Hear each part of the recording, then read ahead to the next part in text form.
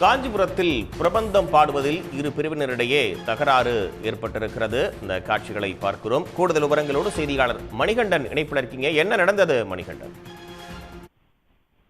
நிச்சயமாக காஞ்சிபுரம் அஷ்டபுஜ பெருமாள் திருக்கோவிலில் வைகுண்ட ஏகாதசியை ஒட்டி சொர்க்கவாசல் திறப்பு உற்சவமானது இன்று அதிகாலை நடைபெற்றது.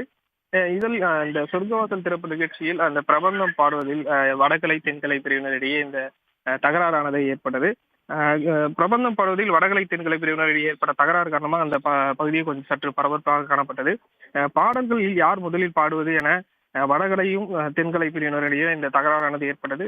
தென்கலை பிரிவினர் முதலில் நாங்கள் தான் பாடுவோம் என்ற எங்களுக்கு தான் அனுமதி இருக்கிறது என்ற கூறி பாட ஆரம்பித்ததன் காரணமாக வடகலை பிரிவினரும் நாங்களும் பாடுவோம் என்ற அந்த அனுமதி இருக்கிறது என்று கூறி அந்த பாட ஆரம்பித்ததால் இந்த தகராறானது ஏற்பட்டது.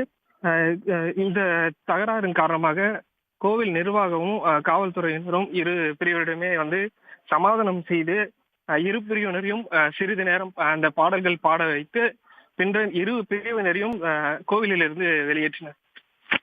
உடனுக்குடன் செய்திகளை தெரிந்து கொள்ள சன் நியூஸ் பெல் ஐகானை கிளிக் பண்ணுங்க.